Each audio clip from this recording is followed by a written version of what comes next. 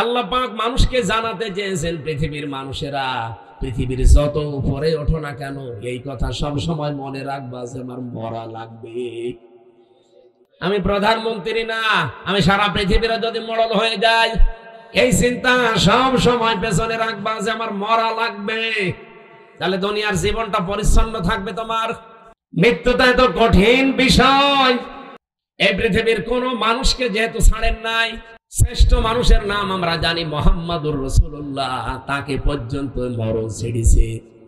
তাকে কিন্তু অফার দিয়েছিল আজরাইল এসে যে যতদিন থাকতে চান আপনি থাকতে পারবেন দুনিয়ার হায়াতে, এরপরে যখন আপনার ইচ্ছা হবে তখন আপনাকে আমি নিয়ে যাব। নবীজি জিজ্ঞাসা করলেন, ভাই আজরাইল, যদি আমি সত্যি থাকতে চাই কতদিন? যতদিন ইচ্ছা পারবেন, তারপরে মরা লাগবে। কারণ কুল্লু নাফসিন যায়িকাতুল মাউত, এটা সবার জন্য। বিশ্ব নবী তখন ডাক দিয়ে বলেন, ফেরেশতা, মরা যদি লাগে তখন এই নশ্বর দুনিয়ায় আমি আর থাকতে চাই না, আমার মাবুদের কাছে আমারে নিয়ে চলো। হযরতে আজরাইল নিজে বর্ণনা করেন যে আমি শুধুমাত্র তার বুকের উপরে হাতটা রেখেছিলাম, বিশ্ব নবী মুহাম্মদুর রাসূলুল্লাহ চিৎকার দিয়ে বললেন, হাত সরাও। হাতটা সরিয়ে ফেলেছি। ফেরেশতা বলে, হুজুর, আমি আজ পর্যন্ত পৃথিবীতে কারো কাছে জান কবজের অনুমতি চাইনি, আজকেই প্রথম। আপনি হাত সরাতে বললেন, আমি কিন্তু জানি আল্লাহর পরে আপনার স্থান।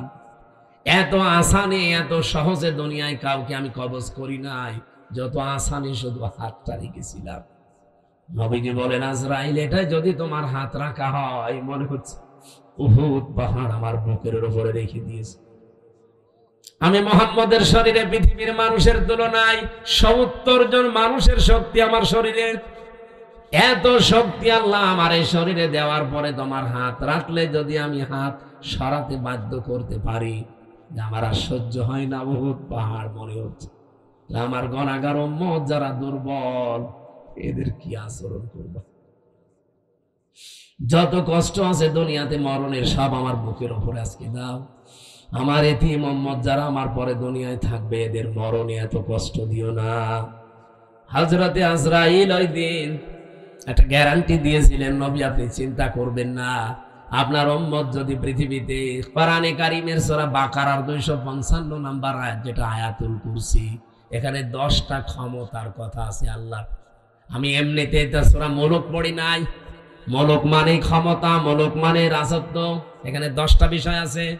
এই 10টা বিষয় যদি কোনো মানুষ নিজে পড়তে পারে ফরজ নামাজের পর, আর এই 10টা বিষয় যদি তার প্র্যাকটিক্যাল লাইফে আমল থাকে, এর উপরে যদি জীবন চালাতে পারে, আমি ফেরেশতা গ্যারান্টি দিলাম, মায়ের স্তনে মুখ লাগিয়ে মানুষ যেভাবে ঘুমিয়ে যায়, ঠিক ওইভাবে সে ঘুমিয়ে যাবে।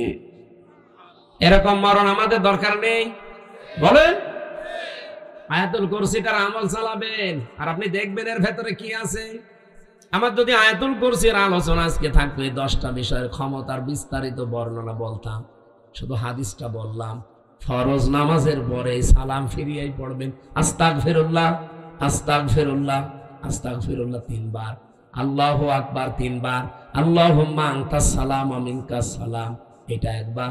আর আয়াতুল কুরসি কিছু না পড়লেও এগুলো মাস্ট বি পড়বেন। আর আস্তে আস্তে যদি এগুলো বুঝতে পারেন যে কি বলছেন, জীবনে যত বেশি সেট করতে পারবেন আপনার চলার প্র্যাকটিক্যাল লাইফে, জীবন চলার পথে, আপনি দেখবেন আপনার জীবন পরিচ্ছন্ন হতে আছে। ওই যে ফামান সুহসিহা নিন্নার ওয়া উদখিলাল জান্নাতা ফাকাদ ফাজ, আপনাকে সফল আল্লাহ করে দেবে। আস্তে আস্তে জাহান্নামের কাজ আপনি ছেড়ে দেবেন, জান্নাতের কাজের দিকে আপনাকে ঠেলে ঠেলে আল্লাহ দিয়ে দেবে। আমরা এরকম একটা সুখের মরণ চাই। এরপরের শব্দ ছিল আল হায়াতা, আল্লাহ হায়াত বানিয়েছেন। হায়াত কয় প্রকার? ওরা কোরআন শরীফ পড়ে আমি হায়াত পেয়েছি 5 প্রকার। প্রথম হায়াতে আমরা যেটা ছিলাম তার নাম আরওয়া, রুহের জগৎ, যেটা হযরতে আদম নবীর পৃষ্ঠদেশ থেকে আমাদের সবাইকে আল্লাহ একদিনে বের করেছেন। এই জন্য পৃথিবীর প্রতিটি মানুষের হায়াত সমান। এখানে তথ্য জানেন না অনেকে। দুনিয়ায় যত মানুষের আগে এসেছে, যত মানুষ এখন আছে, কিয়ামত পর্যন্ত যারা আসবে, সবার হায়াত সমান। এদিকে থাকেন। সবার হায়াত সমান আমি আপনাকে একেবারে শেষ পর্যন্ত মিলিয়ে দেব। আদম আলাইহিস সালামের পর থেকে দুনিয়ায় যারা এসেছে তারা 1000 বছর, 950 বছর এরকম হায়াত পেত, তারা ওই সময় থেকে চলে গেছে। এরপরে যারা আস্তে আস্তে সিরিয়ালে আসছে 150 বছর, 200 বছর, 50-60 বছর পরে পরে চলে যায়, নতুন মানুষ আসে। এই যারা চলে গেল ওরা কোথায় যাচ্ছে? এই যে হায়াত 5 প্রকার বললাম কেন? আল্লাহ পাক প্রথম হায়াত দিয়েছে আলমে আরওয়া, যেটা আমরা সবাই একসাথে ছিলাম। দ্বিতীয় হায়াতের নাম হচ্ছে আলমে বুতুন, যেটা মায়ের পেটে থাকা লাগে নির্ধারিত সময়, সর্বনিম্ন থাকা লাগে 6 মাস, সর্বোর্ধ্বে 10 মাস 10 দিন, ওটা একটা নির্ধারিত পিরায়। এরপরে আর একটা হায়াত আছে, তার নাম আলমে দুনিয়া, যেটা আমরা আছি এখন। দুইটা বাকি আছে, একটা হচ্ছে আলমে বারজাখ, যেটা কবরের জগৎ বলে।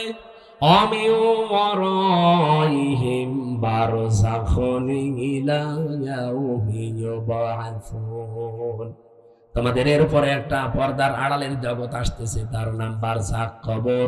এরপরে তোমাদের ওঠা লাগবে আলমে আখেরাত, আখেরাতের জগতে। কয়টা পেলাম জগৎ? বলেন বলেন। একটা অলরেডি পার হয়ে গেছে নাকি? 2টা পার হয়ে গেছে, একটা আলমে আরওয়া আর একটা আলমে বুতুন, মায়ের পেট। সামনে আর 2টা বাকি আছে, মাঝখানেরটায় আছি। আরে আগে 2টা গেলে পরে 2টা থাকলে মাঝখানেরটায় থাকা যায় না। এবার একেবারে কিয়ামতের আগের 5 দিন আগে যে লোকটা আসবে দুনিয়ায়, সেও তো মারা যাবে। কথা বলে না কেন? আদম নবীর পরে যে লোকটা দুনিয়ায় এসেছিল সে 900 বছর মনে করেন ছিল। এই 900 বছর পরেই তো এখন তার আলমে বারজাখ শুরু হয়ে গেছে, কবরের জগৎ। আর কিয়ামতের 5 দিন আগে যে লোকটা আসবে সেও তো কবরে 5 দিন থাকবে।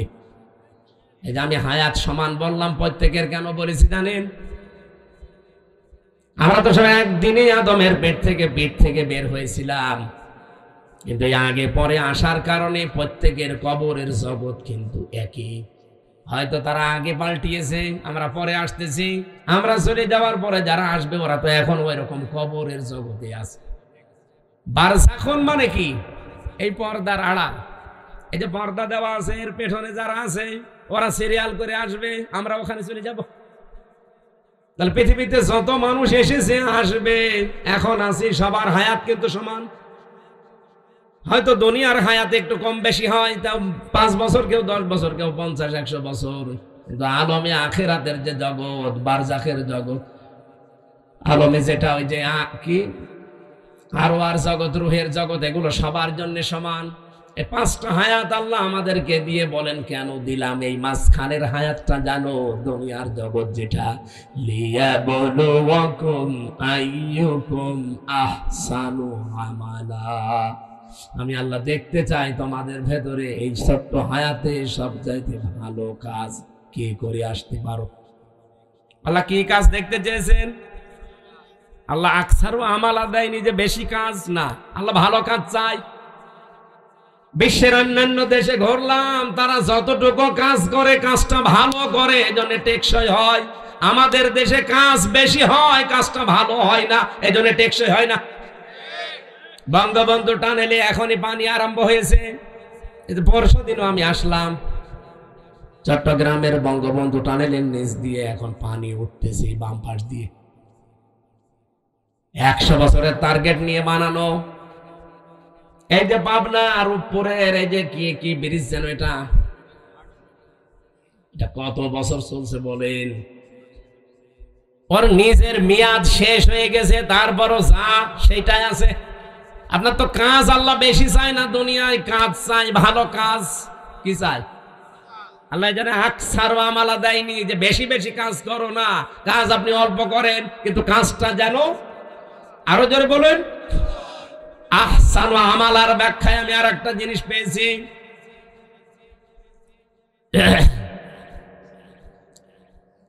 মরণের পরে যেহেতু একটা জিনিসের হিসাব আল্লাহ নিজে ধরবেন, তার নাম ওই যে মিজান। আমরা নাম শুনি যে মিজানের পাল্লায় আল্লাহ মাপ দিবেন।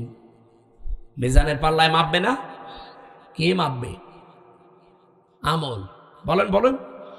আমল মানে কাজ। কে বলেছে আমল মানে নাকি? নেকির আলাদা শব্দ আছে, আর সাওয়াবুন মানে নেকি, আর আমল মানে, কিয়ামতের ময়দানে তাহলে আমল মাপ দেবে। আমল মানে আবার বলছি বাংলায়, বলেন বলেন, আর একবার বলেন ইংরেজিতে, ওয়ার্ক। খুব ভালো করে এই বিষয়টা নিজের সিরিয়ালে মিলাবেন, আপনার জীবন পাল্টিয়ে যাবে। আল্লাহ বেশি কাজ চাইনি, ভালো কাজ চেয়েছে। কেন? যেহেতু মরণের পরে আপনার কাজ মাপা হবে। একটা কষ্ট যদি কেউ সহ্য করতে পারে দুনিয়ার এই ময়দানে, কারণ কয়টা বললাম? বলেন বলেন। তিন কারণের বাইরে যদি কষ্ট পান, তার জন্য আপনার জন্য 70টা সুখ আল্লাহ রেডি করবে না? নেই। হাসিনাও কিন্তু কষ্ট পেয়েছিল, কিন্তু এই তিন কারণের বাইরে। এবার আসেন তো, এই তিন কারণের কষ্ট আমাদের জীবনে আছে কিনা? এক নম্বরে যদি আপনি কষ্ট পেয়ে থাকেন আল্লাহর জন্যে, 2 নম্বরে রাসূলুল্লাহর জন্যে, 3 নম্বরে মানবতার জন্যে। কষ্ট কয়টা? 3টা বলেন কেন? একটা। কারণ কয়টা? এই 3 কারণের ভেতরে যে কোনো এক কারণে যদি দুনিয়ায় কেউ একটা কষ্ট পেয়ে থাকে, আল্লাহ যেহেতু মারার পরে আলিফ লাম দিয়ে নির্দিষ্ট করে দিয়েছেন কষ্ট একটা, কিন্তু ইসরাটা নির্দিষ্ট নেই। কমপক্ষে 10 থেকে 70টা পর্যন্ত সুখ, শান্তি, কল্যাণ দুনিয়া আখিরাত মিলিয়ে আল্লাহ তার সাথে জড়িয়ে রাখবে। আর 15.5 বছরে আমরা যারা সত্যিই কষ্ট পেয়েছি, কেউ আল্লাহর জন্য, কেউ রাসূলুল্লাহর জন্য, কেউ মানবতার জন্য। এই কথা বললেন না? অবশ্যই এই 3 কারণের বাইরে অনেকে কষ্ট পেয়েছে, তাদেরটা আমি তাফসিরে পড়ি নাই, এজন্য বাদ। এই 3 কারণের যে কোনো একটা কারণে যদি আপনি কষ্ট পেয়ে থাকেন, আল্লাহর কসম, কোরআনের আয়াত, আল্লাহ গ্যারান্টি দিয়েছেন মাআল উসরি ইসরা। অবশ্যই দুনিয়া আখিরাত মিলে আপনাকে 70টা সুখ, শান্তি ভোগ করাবে। শুধু করাবে না, শেষে হর্ষাই আছে, করাবে।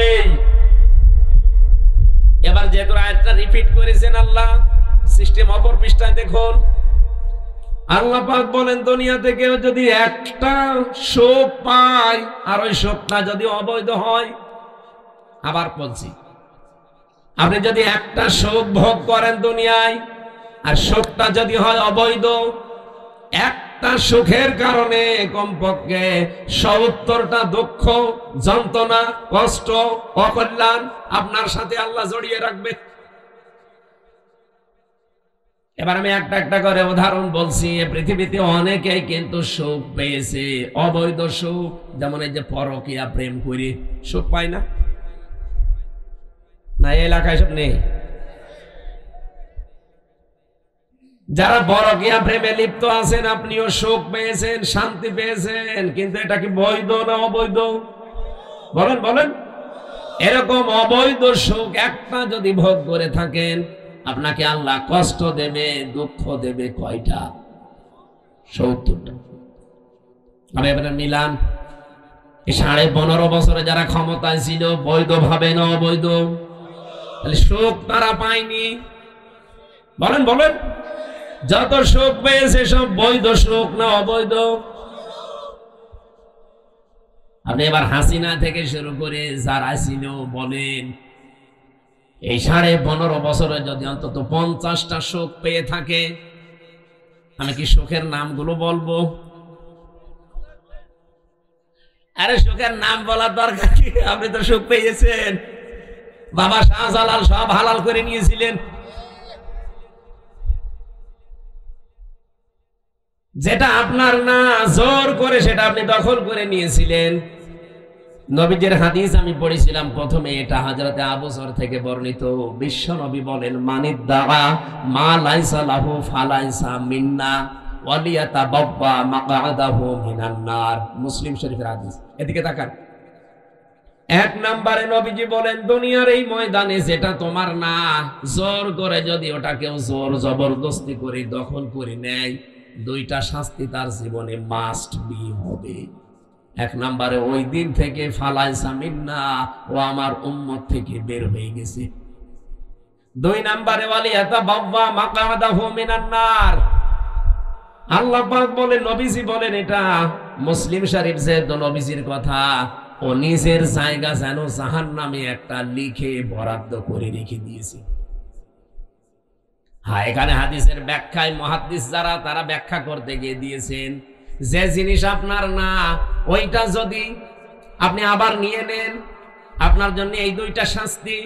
কিন্তু আপনার জিনিস যদি কেউ দখলে রাখে, ওইটা যদি আপনি ফেরত নেন, এটার জন্য আপনার ওই দুইটা শাস্তি নেই।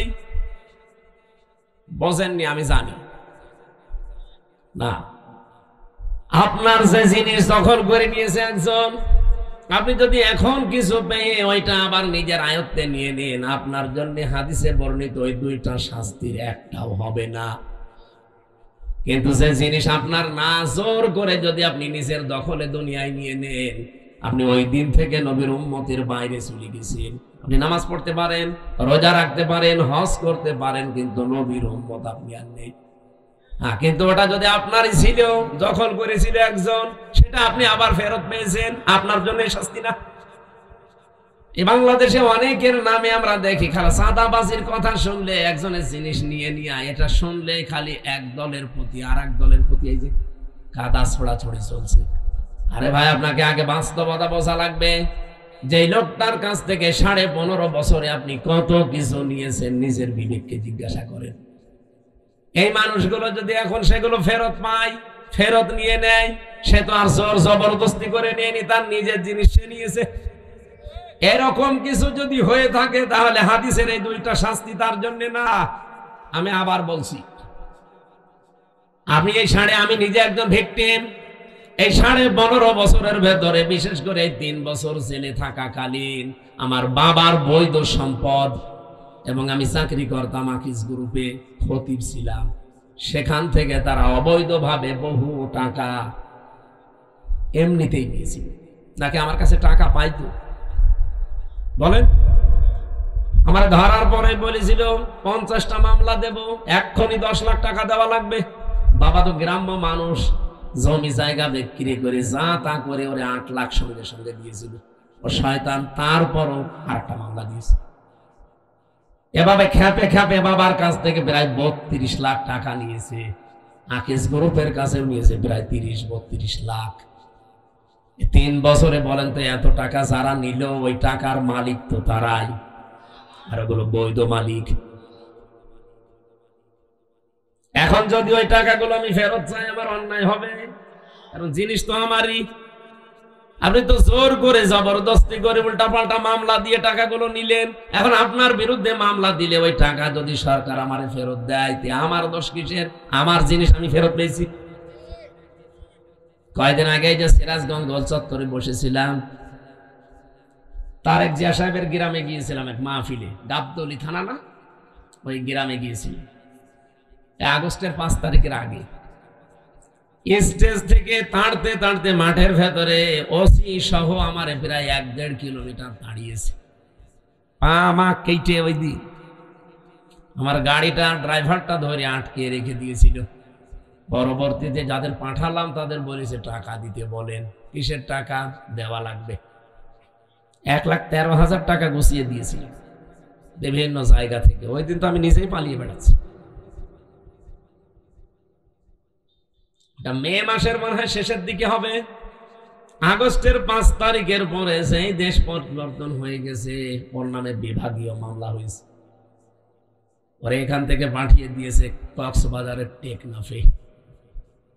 ওর বন্ধু এখানে চাকরি করে, আর একজন খোঁজ পেয়েছে যে আমার মাহফিল সিরাজগঞ্জে, ওই জায়গা থেকে চলে এসেছে। এসে আমি চা খাচ্ছিলাম, হঠাৎ করে এসে বলছো, হুজুর আসসালামু আলাইকুম, আমারে মাফ করে দেন। কে আপনি? বলছে আমি সেই বসি আজাদ। আরে ভাই, আপনারাই খুঁজছি, এদিকে আসেন। আপনারাই খুঁজতেছি। আমি যে বেকার আমার গাড়িটা আটক করে নিয়ে এতগুলো টাকা নিলেন, আর আমার যে তাড়া দিয়েছিলেন, আমার বিভাগীয় মামলা হয়েছে, আমার চাকরি মনে হয় থাকবে না, আমারে দিয়েছে সেই বান্ধব কি কক্সবাজারের টেকনাফে। আমি অনেক কষ্ট করে এসেছি আমার এই বন্ধুর মাধ্যমে খোঁজ নিয়ে, আপনি আমার মাফ করে দিন। কোনো অনুষ্ঠানে যেন অন্তত আমার নামে কিছু বললেন না। আমি কিছু বলবো না, আগে টাকা ফেরত দিন। আচ্ছা টাকা নেই, টাকা নেই তো কিসের মাফ? 7 দিন সময় দিলাম, টাকা ফেরত দেওয়া লাগবে। আপনাদের নাটোরের সন্তান একজন ছিল আব্দুল বারী রশিদি, এই যে সিংড়ায় বাড়ি, ওই ভাইয়ের গাড়ি আটকিয়েছিল। শেষ পর্যন্ত এখানে ডিস্টার্ব করা যাবে না, থাক এখানে দাঁড়িয়ে থাক ভাই, আপনি জানেন, আপনি এখানে এসে বসেন তো ভাই।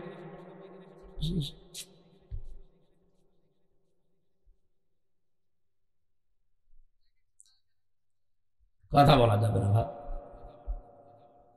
ওনারা যেই বলেছে ভাই 7 দিন সময় দিলাম, টাকা ফেরত দেওয়া লাগবে না, এটা কিন্তু আমি এখন যে ডিএমপি কমিশনার আছে সাজ্জাদ হোসেন, আমি কিন্তু জায়গা মতো বলবো, আত্মীয় আমার, হুজুর টাকা দিয়ে দেবো। 7 দিন পরে 1 লাখ টাকা ফেরত দিয়েছে। বাংলাদেশের মনে হয় এটাই প্রথম ইতিহাস যে পুলিশ টাকা ফেরত দেয়। আমি তো এর আগে পুলিশ টাকা ফেরত দেয় শুনিও নি, দেখিও নি, তা আমি অলরেডি পেয়েছি। আর 13,000 হুজুর এটা মাফ করাই লাগবে, যা তোর মিষ্টি খেতে দিলাম। হয়তো পুলিশ দাঁড়িয়ে আছে। পুলিশ কারো কাছ থেকে টাকা নিলে ফেরত দেয়, এটা প্রথম ইতিহাস। এখন ওই টাকা যে ফেরত দিল, আমি কি জোর করে নিয়েছি নাকি আমার টাকা আমি নিয়েছি বলেন? এইরকম করে যারা এই 15.5 বছরে বহু টাকা বিভিন্ন জায়গায় দখল করে নিয়েছিলেন, ওই টাকা এখন আমাদের ফেরত দেন। আমি আশা করছেন কি বোঝাতে চাই আপনি বুঝেছেন। সুতরাং যারা এতদিন মাল কামিয়েছেন, বাংলায় বললাম, এ টাকাগুলো যার কাছ থেকে নিয়েছেন তার ফেরত দিয়ে দিন, নাই তো সে আপনার কাছে যে নেবে তখন তার নামে আপনি বদনাম বের করবেন। উনি জোর জবরদস্তি করে, সাদাবাজি করে, সাদাবাজি করেছে, তার জিনিস ফেরত দিয়েছে। এরকম যত জায়গায় যার জিনিস ছিল সবগুলো ফেরত নেন। ইসলামী ব্যাংক যাদের, তারা ফেরত পেয়েছে। আরো কিছু আছে, আমরা চাই সবগুলো তার ফেরত দিয়ে দেন, নিজে দুনিয়া থেকে মুক্ত হন।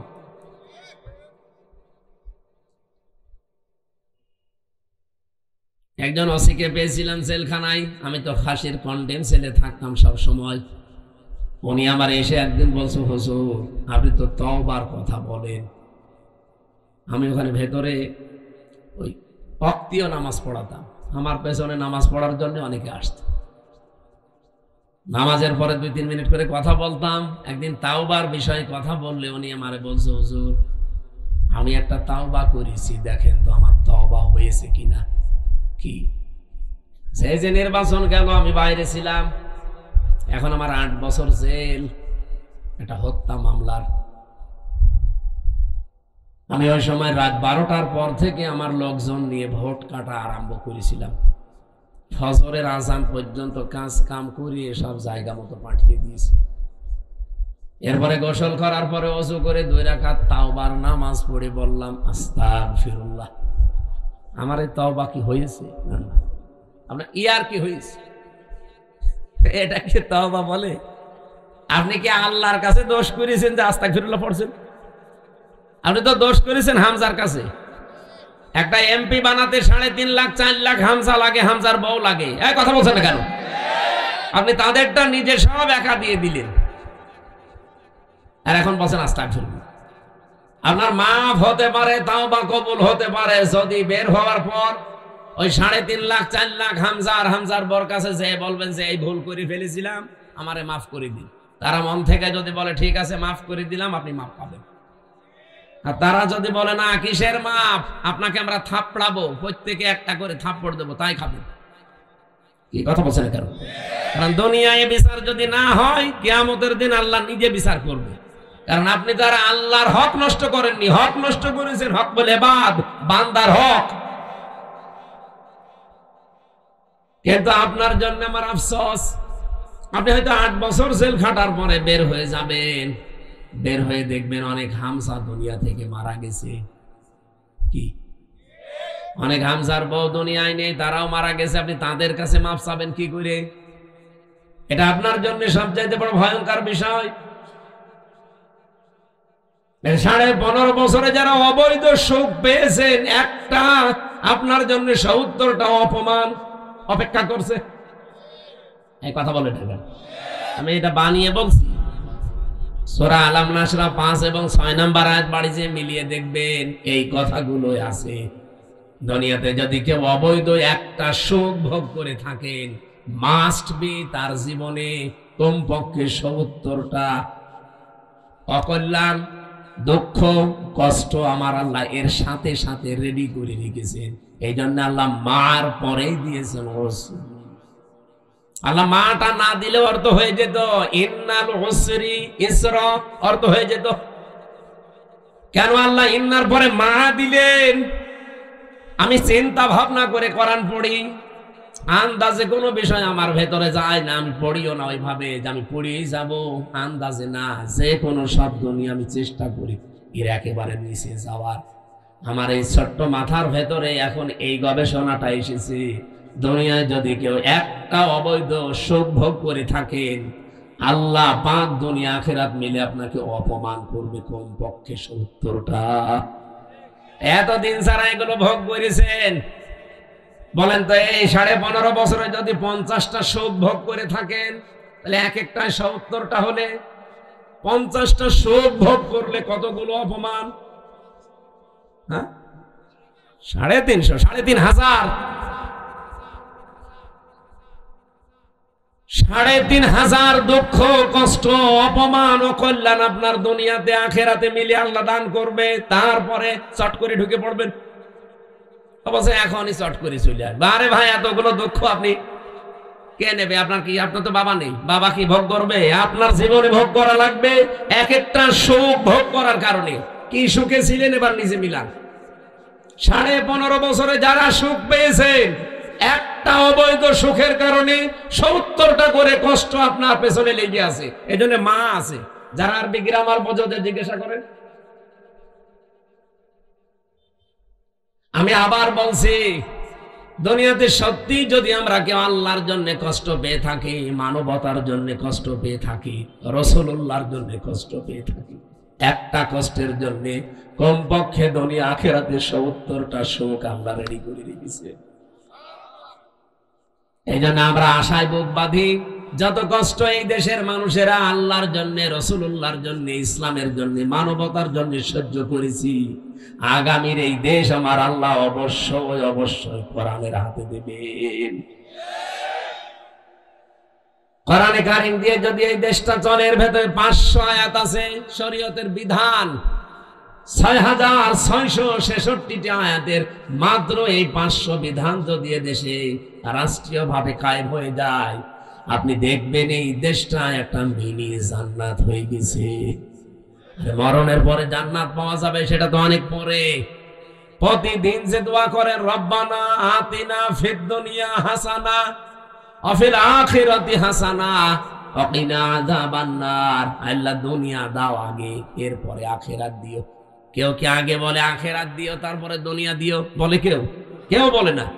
আর আল্লাহ ওইভাবে শেখানো নি, উনি শিখিয়েছেন ধারাবাহিক। কাবা শরীফে গিয়ে দেখলাম রকনি আমিনি থেকে শুরু করে হজরে আসওয়াদ, এই জায়গাটা লক্ষ লক্ষ হাজিরা যাবার সময় এই আয়াতটা পড়ছে, রব্বানা আতিনা ফিদ দুনিয়া হাসানা ওয়া ফিল আখিরাতি হাসানা ওয়া কিনা আযাবান নার। বলেন আমিন। দুনিয়ায় আগে শান্তি দরকার। দুনিয়ায় শান্তি, স্বস্তি, নিরাপত্তা যদি সত্যি আমরা পেতে চাই, এটার বিকল্প দুনিয়ায় কিচ্ছু নেই। কারণ বহু মানুষ চেষ্টা করেছে এর আগে এটা বাদ দিয়ে, শান্তি দিতে পারে নাই। আপনি তাকান এই পৃথিবীর দিকে, কত মানুষ শান্তি দেওয়ার জন্য চেষ্টা চালিয়েছে, কিন্তু কাঙ্ক্ষিত মানের শান্তি দিতে পারে নাই। উন্নত দেশগুলোতে আপনি মনে করেন খুব শান্তিতে আছে, কোরআনের আইন বাদ দিয়ে না। আমি বাইরের দেশগুলোতে, আমাদের নরসিংদীর বাবুরহাটের মতো শান্তি পাইনি। রাত 8টা, 8:30টার পরে বড় বড় মার্কেট গুলো, শপিং মল সব বন্ধ করে দেয়, কারণ নিরাপত্তা দেওয়ার মতো তাদের হাতে কোনো মাল ম্যাটারেস নেই। এত পাহারাদার, এত উন্নত প্রযুক্তি, এইটা যদি থাকে, তারপরও তো বাংলাদেশে এটা এখন নেই। মানে নরসিংদী বাবুরহাটে রাত 12টা, 1টা, 2টা নেই। দেখেন মানুষ কিভাবে ব্যবসা করছে। হযরত ওমর জানিয়েছিলেন কোরআনের 500 আইন যদি পৃথিবীতে কায়েম হয়ে যায়, হাজরে আসওয়াদ থেকে হাজরা মাউত পর্যন্ত, সানাই থেকে হাজরা মাউত, এ বিশাল রাস্তা একজন সওদাগর লক্ষ লক্ষ টাকার মালামাল নিয়ে চলতে থাকবে। একজন যুবতী মেয়ে পোড়া শরীরে গহনা গাঁটি নিয়ে চলতে থাকবে। ওর মনের ভেতরে একটা ভয় কাজ করবে না, শুধু আল্লাহর ভয় বাদে অন্য কারো। আমরা তো ওই রকম পরিবার চাই, ওই রকম সমাজ চাই, ওই রকম দেশ চাই। টেকনাফ থেকে তেতুলিয়া পর্যন্ত একজন মানুষ লক্ষ লক্ষ টাকা নিয়ে আসবে। ওর মনের ভেতরে চিন্তার ভয় থাকবে না, চুরির ভয় থাকবে না, কোন ডাকাতির ভয় থাকবে না। একটা ভয় থাকবে, কার? বলেন বলেন। মেরি জান্নাত হয়ে যাবে দেশটা। ওই দৃশ্যটা আমরা চোখে দেখতে চাই।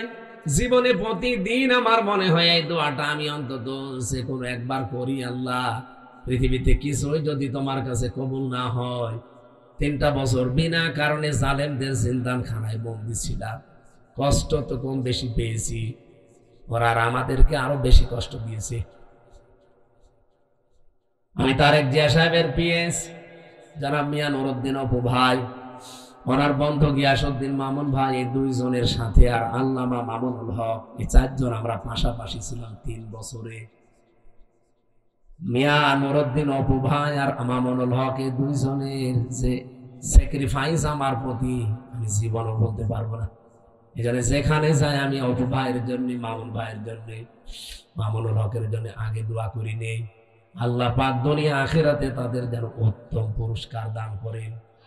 বহু কষ্ট পেয়েছি লোকগুলো বিনা কারণে, বিশেষ করে অপু ভাইয়ের মতো মানুষ। এখন পরিবর্তন হয়ে গেছে যতটুকু, কি কষ্ট দিতে মানুষগুলো। 24 ঘন্টা সিসি ক্যামেরা লাগিয়ে, 2 জন পাহারাদার আমাদের 4 জনের জন্য আলাদা বসা, 24 ঘন্টা তালা লাগানো, ফাঁসির কন্ডেম সেলে। মনে হচ্ছে আমরা কি করেছি। খালি ওনাদের তারেক জিয়ার সাথে সম্পর্ক আর আমাদের ইসলামের সাথে সম্পর্ক, তাছাড়া আমার কি দোষ পেয়েছিল বলে? আমারে মামলা দিয়েছে, আমি নাকি আনসারুল্লাহ বাংলা টিমের প্রধান, কি অসাতা আমি জানি। ভুয়া মামলা দিয়ে 3 বছর রেখে দিল। আরে জেলে দিলেও তো থাকা যায়, নাটোরে তো জেলখানা, জেলা কারাগার গুলোতে থাকা আর বাড়িতে থাকা প্রায় সমান। কিন্তু আমাদের এই গেছিল হাই সিকিউরিটি জেলে, ফাঁসির সেল, কন্ডেম সেল, ওর ভেতরে আবার 24 ঘন্টা তালা লাগা। কিছু পড়তেও দিত। একবার কারারক্ষী দেবদুলাল বললাম যে স্যার একটা বই নিয়ে এসে দিতে পারেন না? হুজুর আমার সুন্দর সুন্দর বই আছে, একটা নিয়ে দেব। এসে দেখি দিয়েছে বঙ্গবন্ধুর আত্মজীবনী। এটা পড়ি করবো কি না, অনেক জ্ঞান আছে এর ভেতরে, পড়েছিলাম। ওরাটা কি করবো, কোনো বই নেই তো, সারাদিন সারা রাত ওই বই। কয়েকদিন পরে থেকে আবার দায়িত্বে এসেছে, বললাম যে ওই বই শেষ হয়ে গেছে, আর একটা ভালো বই নিয়ে এসে দিন। এবার নিয়ে এসে বঙ্গবন্ধু ছেলেবেলা। আপনি আর বই পান না? ওখানে বঙ্গবন্ধু কর্নারে শুধু এই বই আছে। পরের দিন আর একটা বই দিল, বঙ্গবন্ধুর সিন সফর। রাগ করে বললাম আপনি আর কোনো বই নিয়ে আসবেন, আপনি যদি পারেন, হিন্দু মানুষ তো আপনার কাছে তো বলি লাভ নেই, কোন মুসলমান কারারক্ষী অন্তত দায়িত্বে আসবে। আশরাফুল বলে একজন আসলেন, ওর এখানে নাম লিখা মনে করলাম যাক, এরা আর কিছু না, হালকা পাতলা ইমান তো আছে। বললাম ভাই আপনি একটু তাফসীর নিয়ে এসে দেন তো, সারাদিন এই বসে থাকা, 24 ঘন্টা তালা লাগান, আপনি তো সূর্যের আলো নিতে দেন না। আল্লাহর ইশারা 2টা তাফসীর নিয়ে এসেছে দেখি, ফি জিলালিল কোরআন আর তাফহিমুল কোরআন। এই পৃথিবীতে 42টার উপরে তাফসীর আছে, সবচাইতে বেশি আমি ভালোবাসি এই 2টা তাফসীরকে, আর আল্লাহ মিলিয়ে দিয়েছে এই 2টায়। ওখান থেকে বসে বসে যতগুলো বিষয় আমি নোট করেছিলাম, ওরা তো লিখতে দেয়নি, ভালোভাবে চুরি করে করে যা করেছিলাম ওইটা আজকের তেলাওয়াত খেত আয়াতের ভেতরে হালকা আছে। আমরা এবার কোরআন থেকে আরম্ভ করি নাকি নাকি কষ্ট হয়ে যাচ্ছে, একটু বেশি সময় হয়ে গেল। জবান খুলে সূরা মুলকের 2 নাম্বার আয়াত, মাত্র একটা আয়াত পড়েছি। এ মাথার ভেতরে আয়াত নিয়ে যত কথা সাজানো আছে, সারা জীবন যদি বলা যায় তাও শেষ হবে না। এত কথা আছে আয়াত। আমরা তাফসীর আকারে পড়বো এবং তাফসীর আকারে বলবো ইনশাআল্লাহ। জবান খুলে কোরআনের সোনালী আয়াত পড়েন। আউযু বিল্লাহি মিনাশ শাইতানির রাজিম। বিসমিল্লাহির রহমানির রহিম।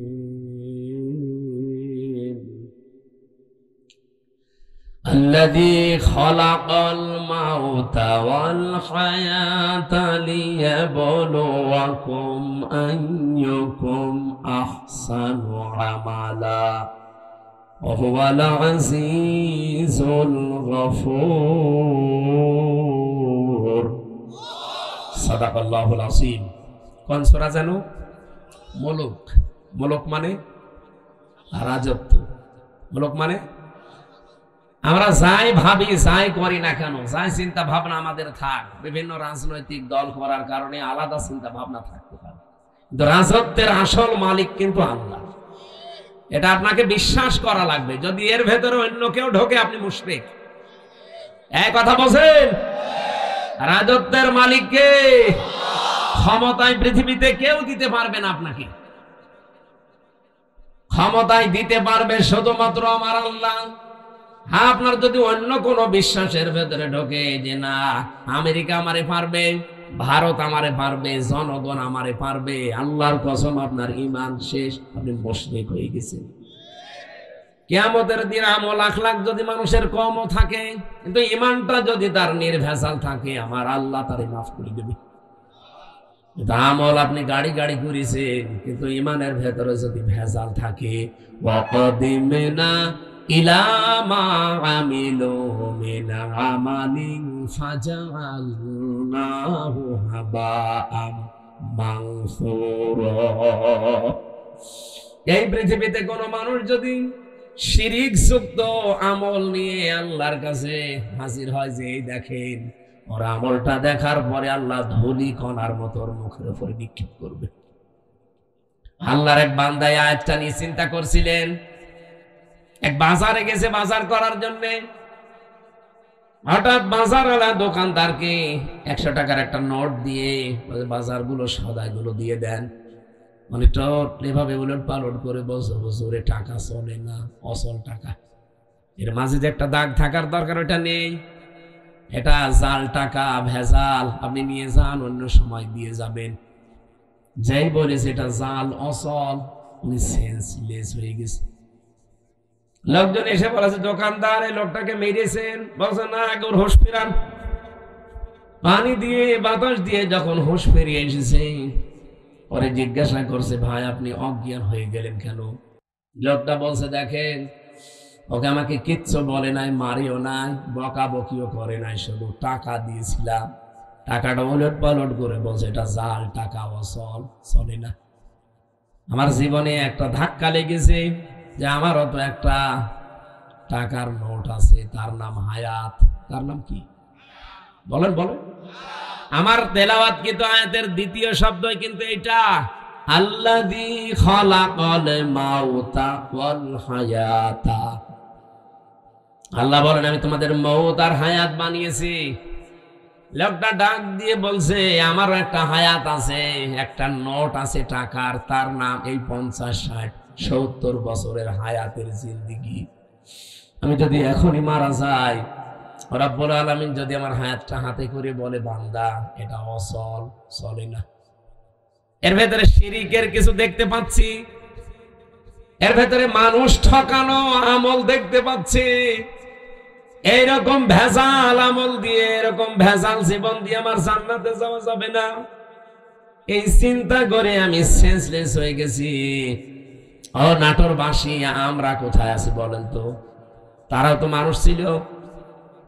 কুল্লু নাফসিন যায়িকাতুল মাউত ওয়া ইন্নামা তুওয়াফাউনা উজুরাকুম ইয়াউমাল কিয়ামাহ। সূরা আলে ইমরান 4 নাম্বার পারা 13 নাম্বার পৃষ্ঠা 13 নাম্বার লাইনের 185 নাম্বার আয়াতের প্রথম অংশে আছে। এটা তাফসীর ইবনে কাসিরে পাবেন। রব্বুল আলামিন বলেন প্রত্যেকেই কিন্তু মারা যাবে। এদিকে তাকান। এখানে যারা আমরা আছি খুব বেশি হলেও আর 60 বছর, 70 বছর, খুব বেশি হলো 100 বছর পরে একজনও থাকবেন না। নতুন মানুষ এই জায়গায় এসে জমিন চাষ করবে, কথা বলেন না কেন? তার মানে 100 বছর পরে আমরা যারা এখানে আছি, নারী পুরুষ সবাই কবরের বাসিন্দা। মাত্র 100 বছর। আর যদি 200 বছর পরে আপনি এই নাটোরের এই জাঠিয়ান এলাকায় এসে যদি বলেন এই বাড়ি আমার, ওই বাড়িতে ওই সময় যারা বসবাস করবে তারা আপনাকে চেনে না, কি? আর আপনিও তাদেরকে চেনেন না, কিন্তু বাড়ি ঘর আপনার, আপনি চিনতে পারছেন। এখন এসে যদি বলেন এই বাড়ি আমার, আল্লাহর কসম আপনাকে ঢুকতে দেবে না।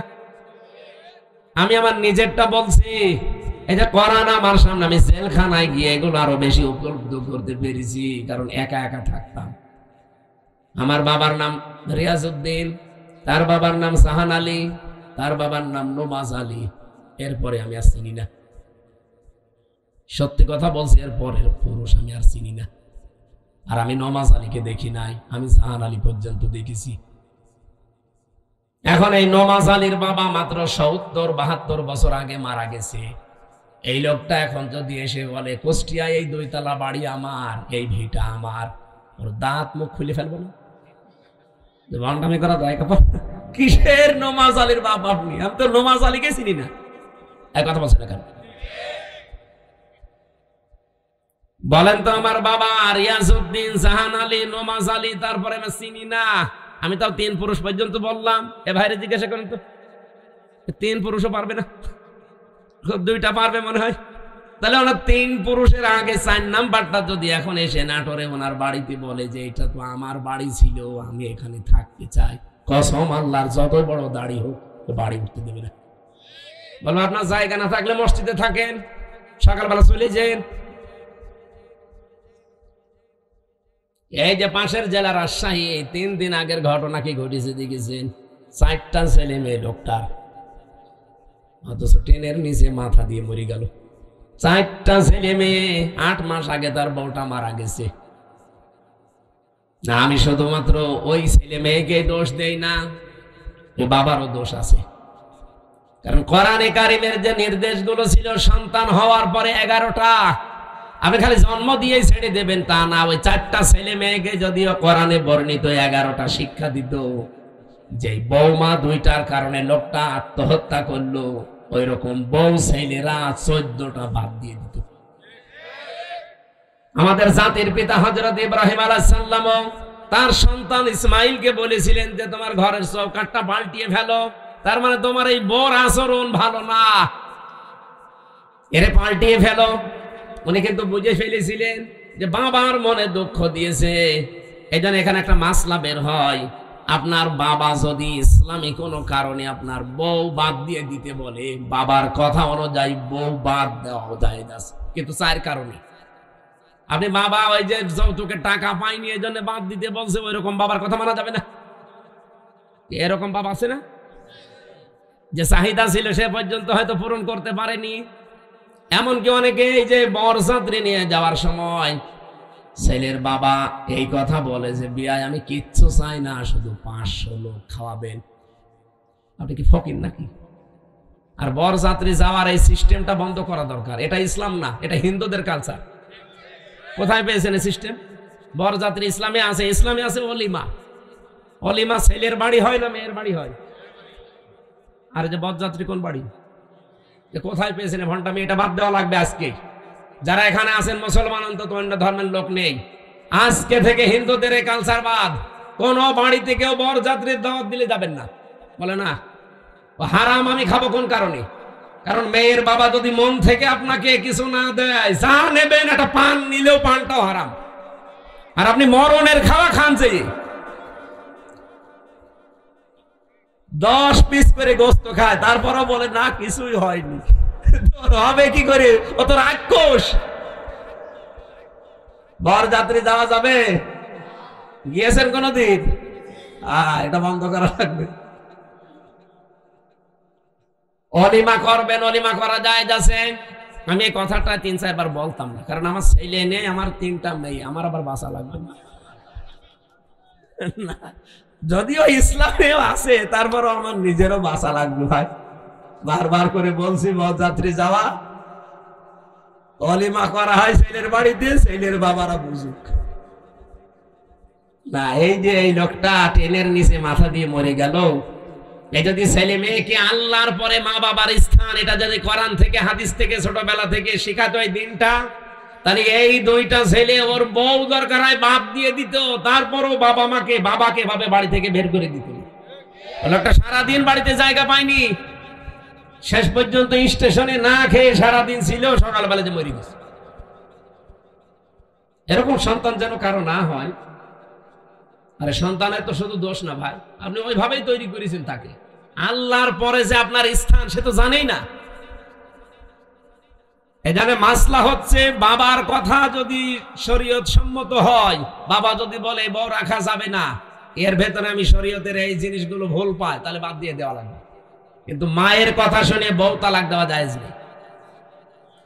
এই মাসলাটা মনে রাখবেন। বাবার সম্মান কিন্তু মায়ের চাইতে খুব বেশি না, 3 গুণ বেশি মায়ের মর্যাদা। কয় গুণ? কিন্তু মায়ের কথা শুনে কেউ বউ তালাক দেওয়া জায়েজ নেই, কারণ শাশুড়ির সাথে আর বৌমার সাথে সম্পর্ক মেয়ে আর মায়ের মতো জীবনও হয়নি, হবেও না। আর যেখানে হয় সেটা একেবারে সোনায় সোহাগা। শাশুড়ি যারা এসেছেন, বৌমা যদি আপনার ছেলেকে ভালোবাসে বেশি, তার সাথে অন্তত অন্তরঙ্গ থাকে বেশি। অনেক শাশুড়ি বলে আমার বৌমা আমার ছেলের দখল করে ফেলেছে। আরে আপনার তো নামাজের সেজদায় পড়ে শুকরিয়া আদায় করা দরকার যে আপনার ছেলে অন্তত শুধু বউ নিয়ে ব্যস্ত থাকে, অন্য জায়গায় লাইন করে না। ছেলের সুখের জন্য একটু ছাড় দেওয়া যায় না? এখানে যারা শাশুড়ি বসে আছেন, অবশ্যই আপনাকে ছাড় দেওয়া লাগবে, কারণ আপনার ছেলের সুখের জন্য 10 মাস 10 দিন আপনি কষ্ট করেছিলেন, 22 থেকে 25 বছর একাধারে কষ্ট করলেন। এখন আরেকজনের হাতে অন্তত সে আছে, তার সুখের জন্য একটু স্যাক্রিফাইস করা লাগবে আপনাকে। এরকম শাশুড়ি আমরা চাই। এরকম মা আমাদের দরকার নেই। এই মার এদিকে মন পাওয়া যায় না, ওদিকে বর মন পাওয়া যায় না, শেষে আমরা রোগী হয়ে যাই। এরকম পরিবার দেশে নেই, বলেন নেই না? সম্মানিতা শাশুড়ি যারা আছেন, আপনাদের আমি হাতে পায়ে ধরে বলছি, আপনার বৌমার সাথে আপনি মেয়ের মতো ব্যবহার করেন। পরিবারে হানকা শান্তি আনতে হলে এটা আপনার লাগবে।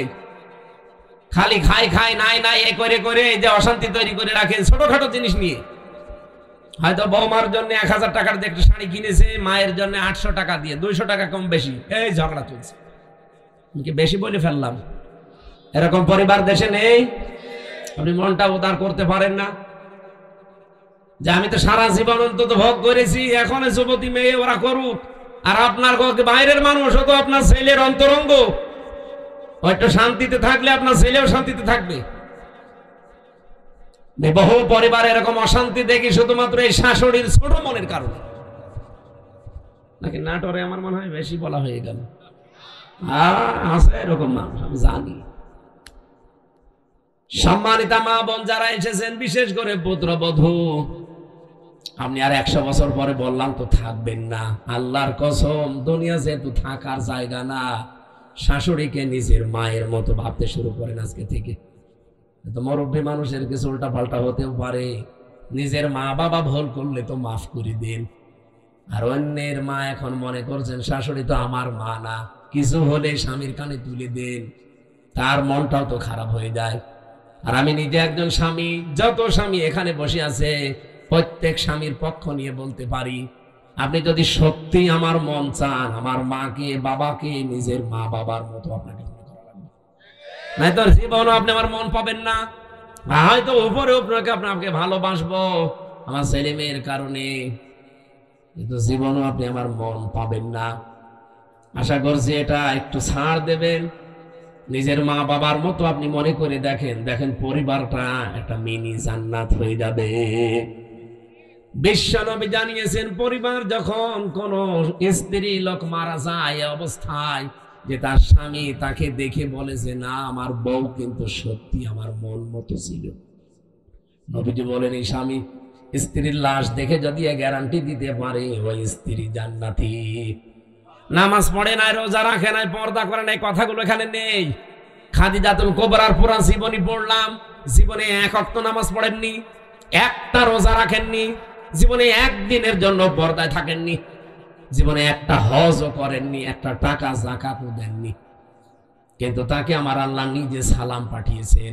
এই একজন মাত্র মহিলা পৃথিবীতে যাকে আল্লাহ নিজে সালাম দিয়েছেন, আর নিজে জান্নাতে ঘর বানিয়ে তার জন্য সুসংবাদ পাঠিয়েছেন এই একটা মাত্র মহিলা।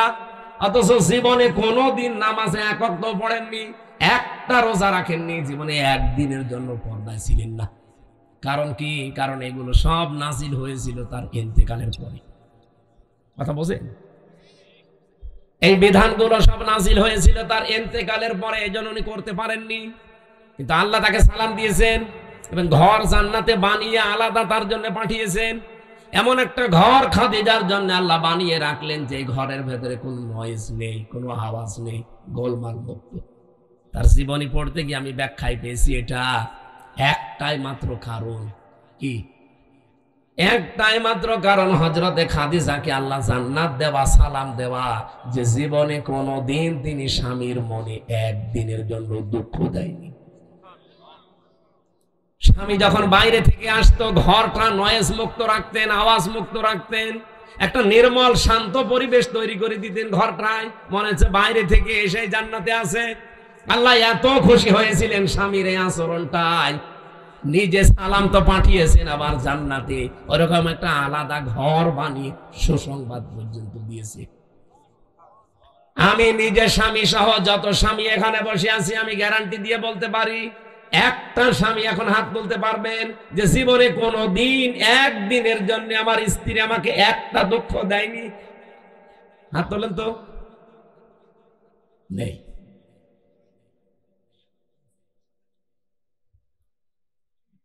নেই। এই দুইজন তো হাত তুলতে পারে। ক্যামেরা এদিকে মার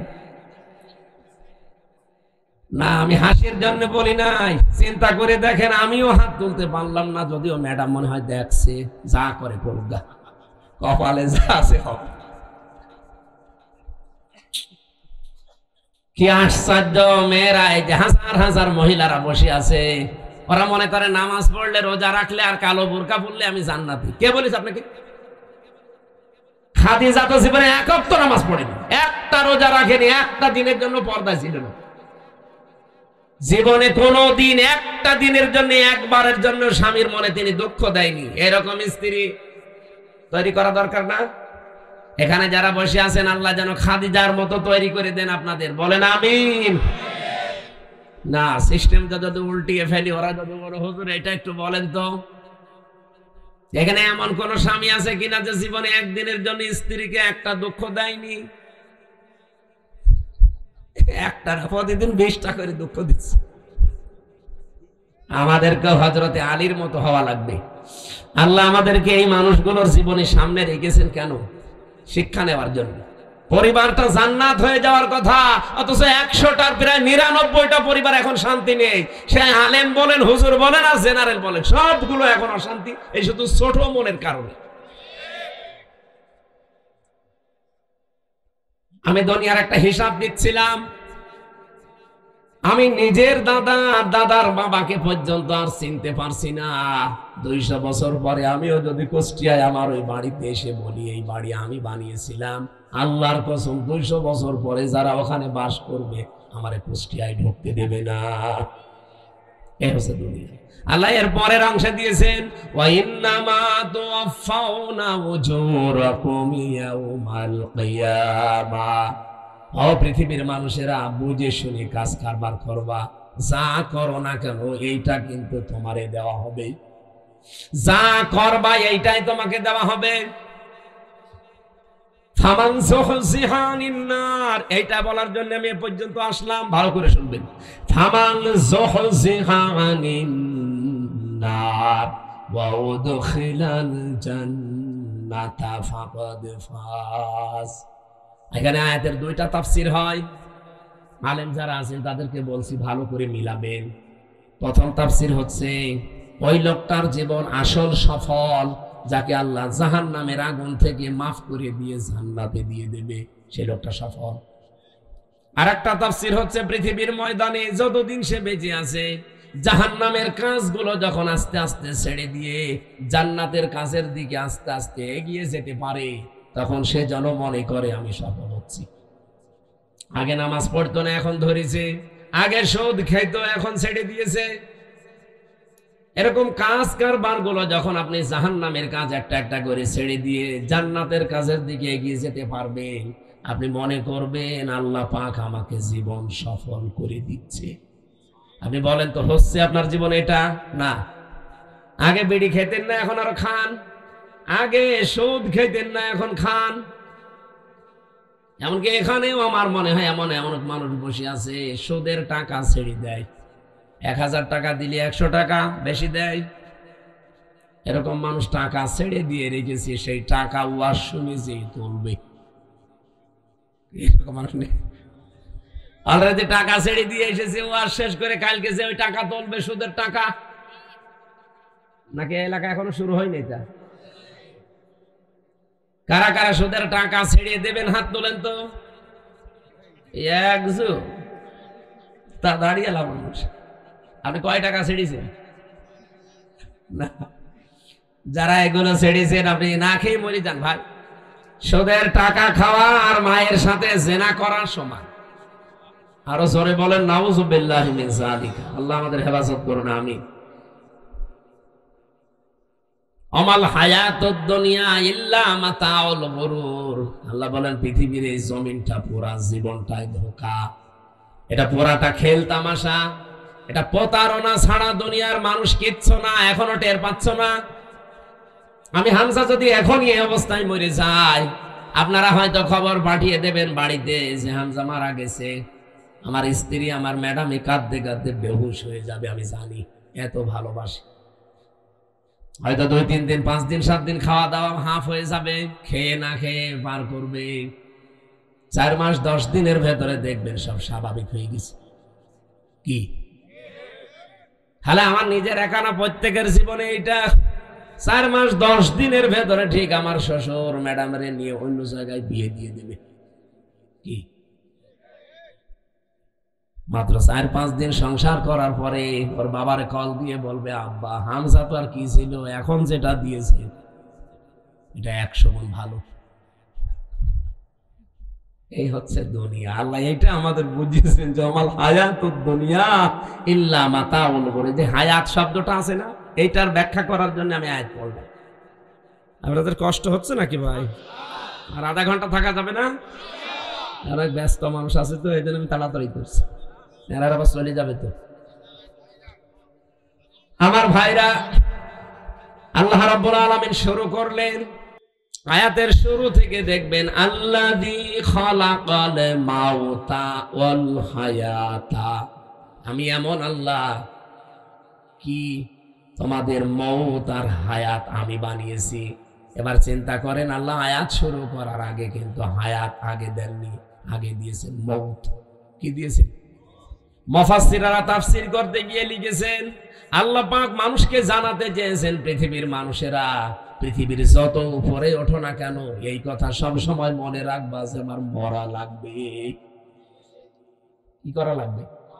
আমি প্রধানমন্ত্রী না, আমি সারা পৃথিবীর যদি মরল হয়ে যায়, এই চিন্তা সব সময় পেছনে রাখবা যে আমার মরা লাগবে। তাহলে দুনিয়ার জীবনটা পরিচ্ছন্ন থাকবে তোমার। মৃত্যুটা এত কঠিন বিষয়, এই পৃথিবীর কোন মানুষকে যেহেতু ছাড়েন নাই, শ্রেষ্ঠ মানুষের নাম আমরা জানি মুহাম্মাদুর রাসূলুল্লাহ, তাকে পর্যন্ত মরণ ছেড়েছে। তাকে কিন্তু অফার দিয়েছিল আজরাইল এসে যে যতদিন থাকতে চান আপনি থাকতে পারবেন দুনিয়ার হায়াতে, এরপরে যখন আপনার ইচ্ছা হবে তখন আপনাকে আমি নিয়ে যাব। নবীজি জিজ্ঞাসা করলেন, ভাই আজরাইল, যদি আমি সত্যি থাকতে চাই কতদিন? যতদিন ইচ্ছা পারবেন, তারপরে মরা লাগবে। কারণ কুল্লু নাফসিন যায়িকাতুল মাউত, এটা সবার জন্য। বিশ্ব নবী তখন ডাক দিয়ে বলেন, ফেরেশতা, মরা যদি লাগে তখন এই নশ্বর দুনিয়ায় আমি আর থাকতে চাই না, আমার মাবুদের কাছে আমারে নিয়ে চলো। হযরতে আজরাইল নিজে বর্ণনা করেন যে আমি শুধুমাত্র তার বুকের উপরে হাতটা রেখেছিলাম, বিশ্বনবী মুহাম্মদুর রাসূলুল্লাহ চিৎকার দিয়ে বললেন, হাত সরাও। হাতটা সরিয়ে ফেলেছি। ফেরেশতা বলে, হুজুর আমি আজ পর্যন্ত পৃথিবীতে কারো কাছে জান কবজের অনুমতি চাইনি, আজকেই প্রথম। আপনি হাত সরাতে বললেন, আমি কিন্তু জানি আল্লাহর পরে আপনার স্থান। এত আসানি এত সহজে দুনিয়ায় কাউকে আমি কবজ করি নাই, যত আসানি শুধু হাতটা রেখেছিলাম। নবীজি বলেন, আজরাইল এটা যদি তোমার হাত রাখা হয়, মনে হচ্ছে উহুদ পাহাড় আমার বুকের উপরে রেখে দিয়েছে। আমি মুহাম্মদের শরীরে পৃথিবীর মানুষের তুলনায় ৭০ জন মানুষের শক্তি আমার শরীরে। এত শক্তি আল্লাহ আমার এই শরীরে দেওয়ার পরে তোমার হাত রাখলে যদি আমি হাত সরাতে বাধ্য করতে পারি, আমার আর সহ্য হয় না, উহুদ পাহাড় মনে হচ্ছে। আমার গুনাহগার উম্মত যারা দুর্বল, এদের কি আচরণ করব? যত কষ্ট আছে দুনিয়াতে মরণের সব আমার বুকের উপরে আজকে দাও। আমার এতিম উম্মত যারা আমার পরে দুনিয়ায় থাকবে, এদের মরণে এত কষ্ট দিও না। হযরতে আজরাইল ওই দিন একটা গ্যারান্টি দিয়েছিলেন, নবী আপনি চিন্তা করবেন না, আপনার উম্মত যদি পৃথিবীতে কোরআনে কারীমের সূরা বাকারার 255 নাম্বার আয়াত, যেটা আয়াতুল কুরসি, এখানে 10টা ক্ষমতার কথা আছে আল্লাহ। আমি এমনিতে এটা সূরা মুলক পড়ি নাই। মুলক মানে ক্ষমতা, মুলক মানে রাজত্ব। এখানে 10টা বিষয় আছে। এই 10টা বিষয় যদি কোনো মানুষ নিজে পড়তে পারে ফরজ নামাজের পর, আর এই 10টা বিষয় যদি তার প্র্যাকটিক্যাল লাইফে আমল থাকে, এর উপরে যদি জীবন চালাতে পারে, আমি ফেরেশতা গ্যারান্টি দিলাম, মায়ের স্তনে মুখ লাগিয়ে মানুষ যেভাবে ঘুমিয়ে যায়, ঠিক ওইভাবে সে ঘুমিয়ে যাবে। এরকম মরণ আমাদের দরকার নেই, বলেন? আয়াতুল কুরসিটার আমল চালাবেন, আর আপনি দেখবেন এর ভেতরে কি আছে। আমার যদি আয়াতুল কুরসির আলোচনা আজকে থাকতো, এই 10টা বিষয়ের ক্ষমতার বিস্তারিত বর্ণনা বলতাম। শুধু হাদিসটা বললাম, ফরজ নামাজের পরে সালাম ফিরিয়েই পড়বেন, আস্তাগফিরুল্লাহ আস্তাগফিরুল্লাহ আস্তাগফিরুল্লাহ 3 বার, আল্লাহু আকবার 3 বার, আল্লাহুম্মা আনতাস সালাম ওয়া মিনকাস সালাম, এটা একবার। আর আয়াতুল কুরসি কিছু না পড়লেও এগুলো মাস্ট বি পড়বেন। আর আস্তে আস্তে যদি এগুলো বুঝতে পারেন যে কি বলছেন, জীবনে যত বেশি সেট করতে পারবেন আপনার চলার প্র্যাকটিক্যাল লাইফে, জীবন চলার পথে, আপনি দেখবেন আপনার জীবন পরিচ্ছন্ন হতে আছে। ওই যে ফামান সুহসিহা নিন্নার ওয়া উদখিলাল জান্নাতা ফাকাদ ফাজ, আপনাকে সফল আল্লাহ করে দেবে। আস্তে আস্তে জাহান্নামের কাজ আপনি ছেড়ে দেবেন, জান্নাতের কাজের দিকে আপনাকে ঠেলে ঠেলে আল্লাহ দিয়ে দেবে। আমরা এরকম একটা সুখের মরণ চাই। এরপরের শব্দ ছিল আল হায়াতান, আল্লাহ হায়াত বানিয়েছেন। হায়াত কয় প্রকার? ওরা কোরআন শরীফ পড়ে আমি হায়াত পেয়েছি 5 প্রকার। প্রথম হায়াতে আমরা যেটা ছিলাম তার নাম আরওয়া, রুহের জগৎ, যেটা হযরতে আদম নবীর পৃষ্ঠদেশ থেকে আমাদের সবাইকে আল্লাহ একদিনে বের করেছেন। এই জন্য পৃথিবীর প্রতিটি মানুষের হায়াত সমান। এখানে তথ্য জানেন না অনেকে। দুনিয়ায় যত মানুষের আগে এসেছে, যত মানুষ এখন আছে, কিয়ামত পর্যন্ত যারা আসবে, সবার হায়াত সমান। এদিকে থাকেন, সবার হায়াত সমান। আমি আপনাকে একেবারে শেষ পর্যন্ত মিলিয়ে দেব। আদম আলাইহিস সালামের পর থেকে দুনিয়ায় যারা এসেছে, তারা 1000 বছর, 950 বছর এরকম হায়াত পেত। তারা ওই সময় থেকে চলে গেছে। এরপরে যারা আস্তে আস্তে সিরিয়ালে আসছে, 150 বছর, 200 বছর, 50, 60 বছর পরে পরে চলে যায়, নতুন মানুষ আসে। এই যারা চলে গেল, ওরা কোথায় যাচ্ছে? এই যে হায়াত 5 প্রকার বললাম কেন? আল্লাহ পাক প্রথম হায়াত দিয়েছে আলমে আরওয়া, যেটা আমরা সবাই একসাথে ছিলাম। দ্বিতীয় হায়াতের নাম হচ্ছে আলমে বুতুন, যেটা মায়ের পেটে থাকা লাগে নির্ধারিত সময়। সর্বনিম্ন থাকা লাগে 6 মাস, সর্বোর্ধ্বে 10 মাস 10 দিন। ওটা একটা নির্ধারিত বিরায়। এরপরে আর একটা হায়াত আছে, তার নাম আলমে দুনিয়া, যেটা আমরা আছি এখন। 2টা বাকি আছে। একটা হচ্ছে আলমে বারজাখ, যেটা কবরের জগৎ বলে।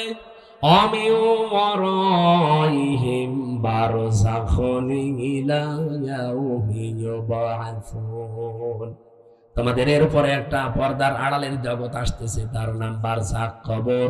এরপরে তোমাদের ওঠা লাগবে আলমে আখেরাত, আখেরাতের জগতে। কয়টা পেলাম জগৎ? বলেন বলেন। একটা অলরেডি পার হয়ে গেছে নাকি? দুইটা পার হয়ে গেছে, একটা আলমে আরোয়া আর একটা আলমে বুতুন, মায়ের পেট। সামনে আর দুইটা বাকি আছে, মাঝখানেরটায় আছি। আরে আগে দুইটা গেলে পরে দুইটা থাকলে মাঝখানেরটায় থাকা যায় না। এবার একেবারে কিয়ামতের আগের 5 দিন আগে যে লোকটা আসবে দুনিয়ায়, সেও তো মারা যাবে। কথা বলে না কেন? আদম নবীর পরে যে লোকটা দুনিয়ায় এসেছিল, সে 900 বছর মনে করেন ছিল। এই 900 বছর পরেই তো এখন তার আলমে বারজাখ শুরু হয়ে গেছে, কবরের জগৎ। আর কিয়ামতের 5 দিন আগে যে লোকটা আসবে, সেও তো কবরে 5 দিন থাকবে। এই যে আমি হায়াত সমান বললাম, প্রত্যেকের কেন বলেছি জানেন? আমরা তো সবাই একদিনই আদমের পেট থেকে বের হয়েছিলাম, কিন্তু আগে পরে আসার কারণে প্রত্যেকের কবরের জগৎ কিন্তু একই। হয়তো তারা আগে পাল্টিয়েছে, আমরা পরে আসতেছি।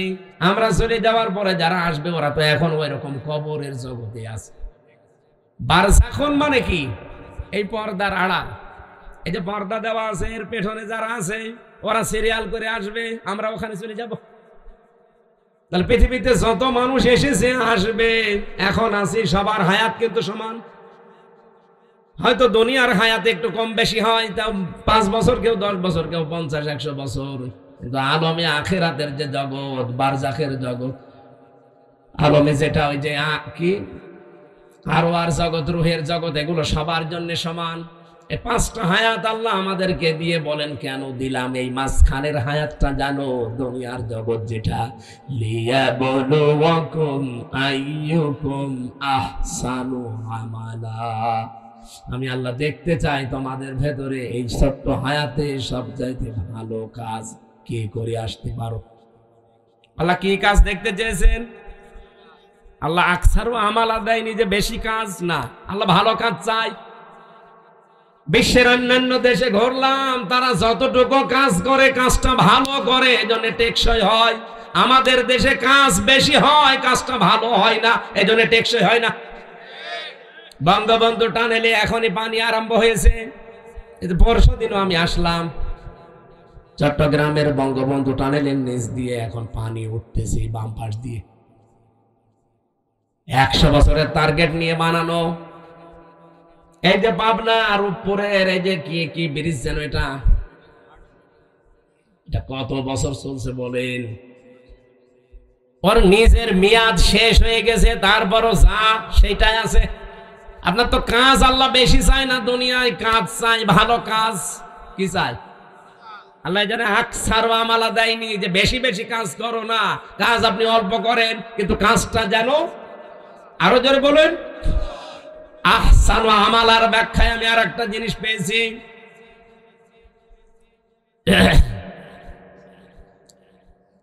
মরণের পরে যেহেতু একটা জিনিসের হিসাব আল্লাহ নিজে ধরবেন, তার নাম ওই যে মিজান। আমরা নাম শুনি যে মিজানের পাল্লায় আল্লাহ মাপ দিবেন। মিজানের পাল্লায় মাপবে না? কে মাপবে? আমল।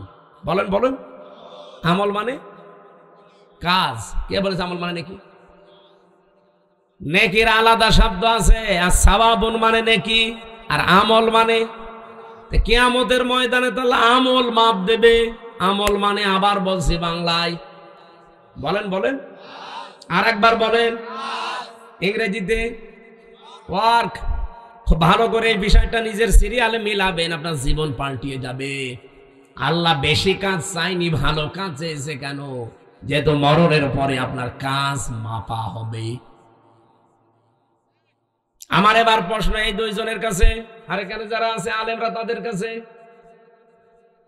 সারা জীবনই শুনে আসলাম যে কিয়ামতের দিন আল্লাহ মাপ দেবে আমল, কাজ।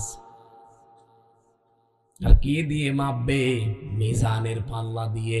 মিজানের পাল্লা মানে দাড়ি পাল্লা। এটা শুনিনি? কিয়ামতে যে আল্লাহ মাপবে কিসের পাল্লায়? দাড়ি পাল্লায় মাপবে। কোরআন হাদিসে কোন জায়গায় পড়িয়েছেন যে দাড়ি পাল্লায় আল্লাহ মাপবে? আর আপনার কমন সেন্স নেই? এই যে এই স্টেজটা যদি এই ভাইকে বলি এটা একটু মেপে দেন, উনি দাড়ি পাল্লায় তুলে দেবে। এটা মাপার জন্য আলাদা একটা যন্ত্র আছে। কি দিয়ে মাপবে? ফিতা দিয়ে। কথা বলছে না কেন? এই যে পানির বোতল দিয়েছিল, এখন যদি বলি ভাই পানিটা মেপে দেন, ফিতা দিয়ে মাপবে। কি দিয়ে? ওটা দাড়ি পাল্লা আছে, স্ক্যান আছে। আমার এখন জ্বর এসেছে, ওনারা যদি বলে ভাই মেপে দেন, পানির বোতল দিয়ে দেবে। কি দিয়ে? প্রত্যেকটা জিনিস দুনিয়াতে পরিমাপ করার যন্ত্র আছে, প্রতিটি জিনিস মাপ দেওয়ার আলাদা আলাদা যন্ত্র পাবেন, আর আলাদা আলাদা তাদের নামও আছে। এ পর্যন্ত বোঝেন কিনা? কিয়ামতের দিন যেহেতু আল্লাহ আমল মাপবে আমরা সবাই জানি, আর আমল মাপে দাড়ি পাল্লা দিয়ে যে 5 কেজি কাজ কোনোদিন 5 কেজি হয়? কি মাপবে? যেহেতু আমল আল্লাহ মাপ দেবে, এটা দাড়ি পাল্লা দিয়ে কেউ আমল মাপে না, কোনো পাগলও মাপে না। আমল বা কাজ, ওয়ার্ক, এটা মাপতে হয়, পরিমাপ করার আলাদা যন্ত্র আছে, তার নাম গুরুত্ব। কাজ মাপতে হয় গুরুত্বের ভিত্তিতে। আপনাকে নতুন শুনছেন জীবনে? কোনোদিন তাফসীর পড়েননি নাকি এইভাবে পড়েননি? কিয়ামতের দিন আল্লাহ মাপ দেবে, আমরা সারা জীবন শুনে আসছি আমল, আর মাপ দেবে কিসে? মিজানের পাল্লায়। মিজান মানে যত তাফসীর আছে, যত অভিধান আছে আরবি পৃথিবীতে যত আছে নিয়ে আসেন। কোন জায়গায় মিজান মানে দাড়ি পাল্লা লিখা আছে? আছে। মিজান মানে মানদণ্ড, মিজান মানে ন্যায় বিচারের প্রতীক। এই জন্য হাইকোর্টে দেখেন সরকার একটা দাড়ি পাল্লা টাঙিয়ে রেখেছে, দেখেননি? হাইকোর্টে যেয়েছেন কোনোদিন? দাড়ি পাল্লা টাঙানো আছে। দাড়ি পাল্লা মানে কি? জামাত ইসলামের দাড়ি পাল্লা না। সরকার দেশের মানুষকে বোঝাতে চায় যে বাংলাদেশের কোন জায়গায় যদি ন্যায় বিচার না পাও, এই হাইকোর্টে আসলে ন্যায় বিচার পাবে। এই দেখো তার প্রতীক, দাড়ি পাল্লা দিয়ে 2 দিকে পাল্লা, একটাকে একদিকে ঝোলা আছে, সমান্তরাল করা, একেবারে সমান সমান। এখানে এসে ন্যায় বিচার পাবা, এটা ন্যায় বিচারের প্রতীক। কোরআনে কারিমে আল্লাহ এরকম একটা আয়াত দিয়েছেন সূরা হাদীদের 25 নম্বর আয়াত, লাকাদ আরসালনা রুসুলানা বিল বাজ্জিনাত ওয়া আনজালনা মাআহুমুল কিতাবা ওয়াল মিজান লিয়াকুমান নাসু বিল কিসতি। এখানে 3টা বিষয় আছে। অবশ্যই আমি দুনিয়াতে রাসূল পাঠিয়েছি 1 নম্বরে। 2 নম্বরে তাদের সাথে মিজান দিয়েছি। মিজান মানে মানদণ্ড, ন্যায় বিচার করার জন্য মানুষের ভেতরে মানদণ্ড কি হবে সেটা আমি দিয়েছি, তার নাম কি? তাহলে এখানে মিজান মানে মানদণ্ড, ন্যায় বিচারের একটা প্রতীকের নাম মিজান। আর আমরা সবাই এখন জানলাম, যারা শিক্ষিত মানুষ জিজ্ঞাসা করে দেখেন, প্রত্যেকেই বলবে কাজ মাপতে হয়, আমল মাপতে হয়, এটা দাড়ি পাল্লা দিয়ে না, এটা মাপতে হয় গুরুত্বের ভিত্তিতে। আপনি কাজটা গুরুত্বপূর্ণ কিনা সেটা আল্লাহ দেখবে। এখানে গুরুত্বপূর্ণ কি কাজ বলেন? এই যে স্টেজের গুরুত্বপূর্ণ হচ্ছে খুঁটি আর সামিয়ানা। এই খুঁটি আর সামিয়ানা যদি না থাকে, গুরুত্বপূর্ণ এই 2টা, এই স্টেজের কোনো দাম আছে? আর কেউ স্টেজ বলবে?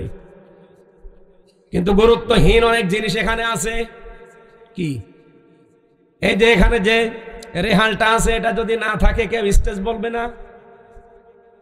এই যে মাইকটা আছে, এই টেবিলটা আছে, এখানে যে সামিয়ানা দিয়ে রেখেছেন সুন্দর করে, যে লাল কার্পেট, এগুলো যদি না থাকে, ফোন দিয়েছেন, লাইট দিয়েছেন, বলেন তো এগুলো গুরুত্বপূর্ণ না গুরুত্বহীন? এত সহজ করে বাংলা ভাষায় বোঝানোর পরও যদি না বুঝে, আমার মনে হয় আপনাদের কোরআন শরীফ, বুখারী শরীফ দিয়ে আর হবে না, এখন বাকারি শরীফ লাগবে। কিভাবে বলবো বলেন তো?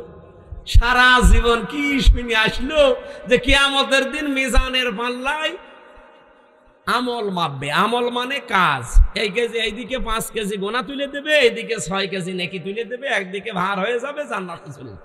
আরে ভাই, আমল কাজ মাপে মানুষ দাড়ি পাল্লা দিয়ে? কোন পাগলে বিশ্বাস করবে? কাজ মাপতে হলে গুরুত্বের ভিত্তিতে মাপা লাগে। আমি এই ভাইকে বললাম, ভাই কুষ্টিয়ায় যান, এই কাজটা করে আসেন। বিকালে বেলা দেখে উনি কাজে না যেয়ে ওই নাটোরের মোড়ে মার্বেল খেলছে। আমার কথার গুরুত্ব দিয়েছে? কাজের গুরুত্ব দিয়েছে? আল্লাহ পৃথিবীতে গুরুত্বপূর্ণ কাজ দিয়েছেন আমাদের জীবনে 500টা। কয়টা? এই কোরআনে আছে 6666টা আয়াতের 500 আয়াত শরীয়তের বিধান গুরুত্বপূর্ণ, যেটাই খুঁটি আর সামিয়ানার মতো। এটা না থাকলে যতই আনুষঙ্গিক কাজ করেন, একটা কাজের মূল্য থাকবে না। কারণ খুঁটি নেই, সামিয়ানা নেই, জীবনে এখানে কেউ আসবেও না স্টেজ বলি। আমি আশা করি কথা কি বোঝাতে চাই আপনি বুঝেছেন। জীবনের গুরুত্বপূর্ণ এই কাজগুলো আজ আমাদের নেই। গুরুত্বহীন যেগুলো, এই টিস্যু বক্স, এই যে এটা, এই যে সামিয়ানা, এই যে মাইক, এই কার্পেট, এগুলো না হলেও চলে, হয়তো ওইগুলো নিয়ে আমরা আজ মারামারি করছি। বলেন ওইগুলো নিয়ে আজ বাংলাদেশে মারামারি, শুধু দল বেদলে বিভক্ত। অথচ এই 500 আয়াত নিয়ে কোনো জায়গায় মারামারি হয় না। এই 500-র ভেতরে একটা আইন হচ্ছে আল আকিমুদ্দিন ওয়ালা তাতাফাররাকু ফি। এই জমিনে আল্লাহর দ্বীন কায়েম করা লাগবে, এখানে কোনো ফতোয়াবাজি চলবে না। এই জায়গায় কোনো ফতোয়া নেই, যত ফতোয়া সব মাথায় টুপি কয়কলি দিয়েছেন এটা নিয়ে। আরে রাজশাহী, চাঁপাইনবাবগঞ্জ, নওগাঁ, নাটোর এগুলোতে আরো বেশি। আমিন জোরে বলবেন, আসতে বলবে, এই নিয়ে মারামারি করে। গুরুত্বপূর্ণ কাজগুলো আগে করেন, কারণ কিয়ামতে আল্লাহ এইটাই মাপবে। মানুষের কাজ মাপতে হয়, আমল মাপতে হয়, গুরুত্ব কি, গুরুত্বর সাথে গুরুত্বহীন না গুরুত্বপূর্ণ, এইটা আল্লাহ দেখবে। আল্লাহ আমাদেরকে যেহেতু গুরুত্বপূর্ণ কাজ করার জন্য 4টা বিষয় আমি এখানে পেয়েছি। কোন কাজ আপনি আমি ভালো মনে করলে হবে না, এটার জন্য শর্ত 4টা। কাজটা ভালো কিনা শর্ত কয়টা? 1 নম্বরে কাজের জন্য জ্ঞান থাকা লাগবে, যেটা আমরা আরবিতে এলেম বলি। যে কোনো কাজ হাতে নেওয়ার আগে দেখতে হবে ওই বিষয়ে লোকটা জ্ঞানী কিনা। বাংলাদেশে এমন এমন মন্ত্রী ছিল, সারা জীবন পড়েছে আইন নিয়ে, আর তারে দিয়েছে খাদ্য মন্ত্রী, ওই যে টাকটা গম চুরি করিস। আরে ভাই, সে সেই বিষয়ে পড়েছে, আপনি তারে সেই বিষয় দেন। ও পড়লো সারা জীবন আইন নিয়ে, ওরে আপনি খাদ্য দিয়ে রেখেছেন, ও খাদ্যের কি বুঝবে? আমার কথা কি রাগ হচ্ছে? 2 নম্বরে নিয়ত থাকা লাগবে। এটা দুনিয়ার লোক দেখানোর জন্য আপনার হলে হবে না, এটা হওয়া লাগবে কার জন্য? এই জন্য যারা কালেমা পড়ে লা ইলাহা ইল্লাল্লাহ, তাদেরকে আল্লাহ শিখিয়েছেন, তুই বল কুল ইন্না সলাতি ওয়া নুসুকি ওয়া মাহইয়ায়া ওয়া মামাতি লিল্লাহি রাব্বিল আলামিন। সূরা নাম 8 নম্বর পারা, 9 নম্বর পৃষ্ঠা, 9 নম্বর লাইনের 163 নম্বর আয়াতে আছে তাফসীরে ফি জিলালিল কোরআন। আল্লাহ বলেন, নবী আপনি বলেন, আমার নামাজ, আমার কোরবানি, আমার বেঁচে থাকা, আমার বলি দেওয়া দুনিয়ার কারো জন্য না, সব আমি আল্লাহর জন্য করি। নিয়তটা পাকাপাকি করা লাগবে, লোক দেখানোর জন্য করলে হবে না ভালো কাজ। 3 নম্বরে ধৈর্য লাগবে। কি লাগবে? আর এখন মুসলমানদের সবচাইতে বড় সম্পদ এখন পৃথিবীতে এইটা, ধৈর্য ধারণ করা লাগবে। বাংলাদেশে অনেক ষড়যন্ত্র চলছে বিভিন্ন কায়দায়, ধৈর্য ছাড়া এখন আর উপায় নেই। আমি ষড়যন্ত্রের নামগুলো বলতে পারলাম না। 4 নম্বরে ইখলাস লাগবে। কি লাগবে?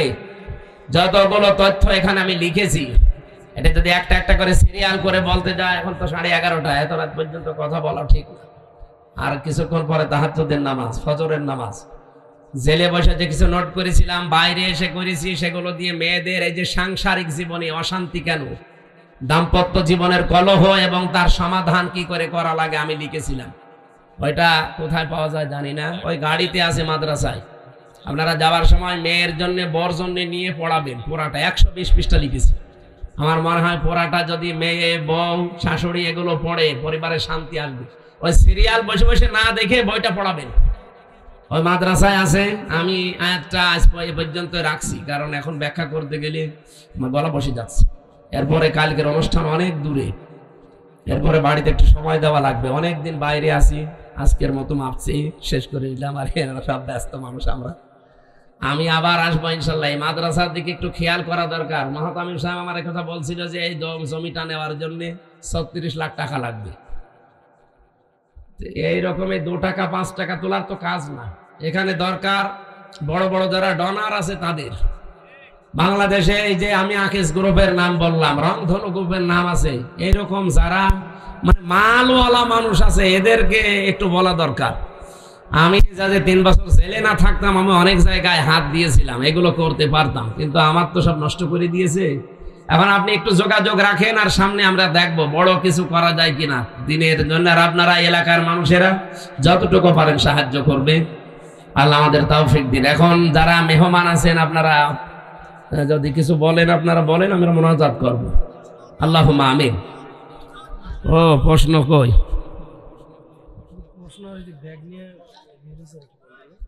এই মাদ্রাসার বাচ্চারা যারা যাচ্ছে আপনাদের সামনে, অথবা ড্রাম দেওয়া থাকলে অবশ্যই যাওয়ার সময় সাধ্য মতো দিয়ে যাবেন। জান্নাতি কি ছেলে ও মেয়েদের আলাদা হবে? মায়ের পায়ের নিচে সন্তানের জান্নাত আর স্বামীর পায়ের নিচে স্ত্রীর জান্নাত, এটা কিভাবে কি? জান্নাত কি ছেলে ও মেয়েদের আলাদা হবে? এটা আমি বুঝলাম না। হ্যাঁ হ্যাঁ, প্রত্যেকের জন্য তো আলাদা জান্নাত, তার সাথী থাকবে আলাদা, হুর গেলমান যেটা আছে আলাদা। মায়ের পায়ের নিচে সন্তানের জান্নাত, এটা ঠিক আছে। আর জান্নাতু তাহাতা আকদামিল উম্মাহাত, কিন্তু এই স্ত্রীর বা স্বামীর পায়ের নিচে স্ত্রীর জান্নাত, এটা হাদিস না, এটা বানানো কথা, আমরা নিজেরা বানিয়েছি খেদমত নেওয়ার জন্য। আমাদের খেদমত ঠিক আছে, এটা আর কি। এত প্রশ্ন বাবা বাবা, এত পড়তেই লাগবে অনেক সময়। এটা মনে হচ্ছে কোনো মায়ের একটা প্রশ্ন, আমি দেখবো ইনশাআল্লাহ, মোনাজাতের পরে দেখছি। আল্লাহুম্মা আমিন। লা ইলাহা ইল্লা আনতা সুবহানাকা ইন্নী কুনতু মিনাজ জালিমিন। লা ইলাহা ইল্লা আনতা সুবহানাকা ইন্নী কুনতু মিনাজ জালিমিন। এই মোনাজাতটা বসে করেন ভাই, বসে বসে বসে। হ্যাঁ, মোনাজাতটা যে যেখানে আছেন ওখানে বসেন, মোনাজাত বসে করেন। মোনাজাত শেষ হোক, গাড়ি থেকে বইটা নিয়ে বাড়ি যাবেন, বসেন। রব্বানা আতিনা ফিদ দুনিয়া হাসানা ওয়া ফিল আখিরাতি হাসানা ওয়া কিনা আযাবান নার।